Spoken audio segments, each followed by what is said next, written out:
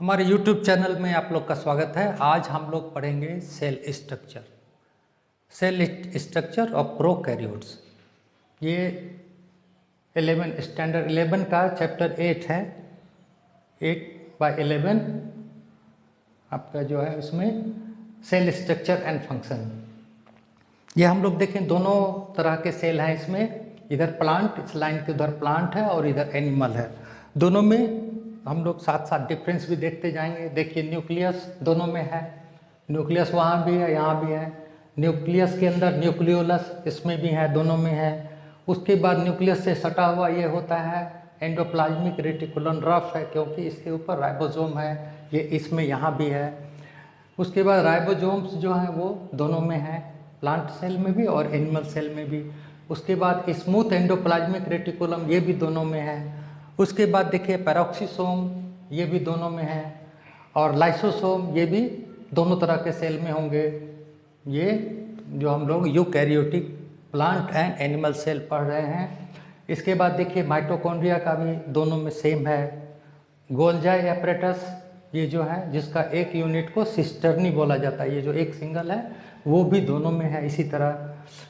उसके बाद प्लाज्मोडेस्माटा है, ये जो स्पेस होता है दो इसके बीच में जो है मटेरियल ट्रांसफ़र के लिए, ये जो खाली स्पेस है दैट इज कॉल्ड प्लाज्मोडेस्माटा, ये भी है, सभी में है। उसके बाद माइक्रोट्यूब्यूल भी हम लोग देखेंगे, इस तरह से होता है सेल के अंदर, दोनों में है। अंतर कहाँ है? एक देखिए सेल वाल, इसमें अंतर है। एक सेल वाल है इसमें, प्लांट सेल में सेल वाल है और मिडिल लेमला है, जबकि प्लाज्मा मेम्ब्रेन दोनों में सेम है। ये जो इस कलर से है पिंक कलर से, वो प्लाज्मा मेम्ब्रेन है, दोनों में होगा। इसमें प्लाज्मा मेम्ब्रेन होगा एनिमल वाले में, और इसमें प्लांट वाले में उसके अलावा एक मिडिल लेमला और सेल वाल जो है ये। तो इसके जो है इसमें स्ट्रक्चर है, स्ट्रक्चर में अंतर है, एक ये डिफरेंस हो गया।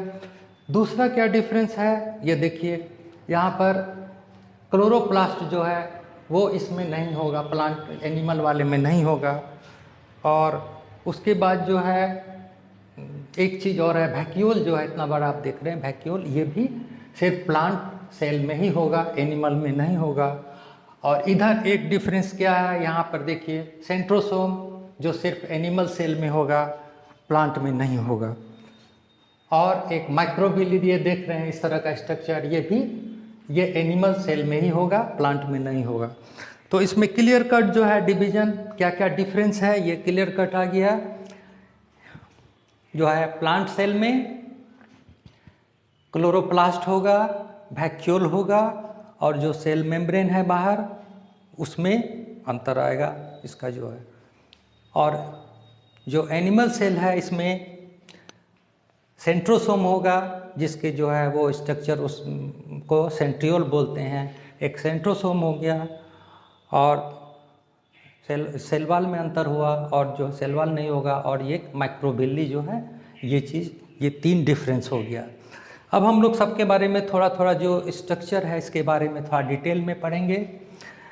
ये देखिए सबसे पहले प्लास्टिड, जो कि सिर्फ प्लांट सेल में होता है, प्लास्टिड का स्ट्रक्चर है। ये डबल मेम्ब्रेनस है, दो मेम्ब्रेन है, आउटर मेम्ब्रेन और इनर मेम्ब्रेन। और इसके बीच का इनर मेम्ब्रेन का जो बीच का जगह है उसको स्ट्रोमा बोला जाता है, इसको स्ट्रोमा बोला जाता है।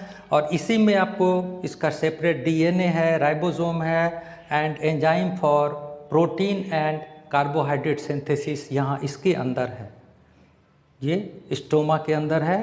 ये जो हो गया। और ये जो इस तरह से कॉइन के तरह का दिख रहा है कि जो है थाली के जैसा, उसको थाइलेकॉइड बोलेंगे, दैट इज वन कॉइन। इसी में क्लोरोफिल होता है। और जो ये पूरा जो सीरीज है इसका थाइलेकॉइड का पूरा इतना बड़ा, इसको ग्रैनम बोलते हैं। और दो ग्रैनम जो कनेक्ट हुआ एक दूसरे से, इसको स्टोमा लेमिली बोलते हैं, स्टोमा लेमिला। तो ये हो गया क्लोरोप्लास्ट का स्ट्रक्चर। और अब हम लोग माइटोकॉन्ड्रिया का स्ट्रक्चर देखेंगे, वो दोनों में आता है। माइटोकॉन्ड्रिया भी उसी तरह डबल लेयर्ड है, आउटर लेयर इनर लेयर, उस तरह से दो कंपार्टमेंट में बढ़ जाता है। ये जो आउटर कंपार्टमेंट हो गया और जो इनर कंपार्टमेंट है ये आउटर हो गया, और जो इनर कंपार्टमेंट है उसको मैट्रिक्स बोला जाता है। और मैट्रिक्स में इसमें यहाँ पर जो है डीएनए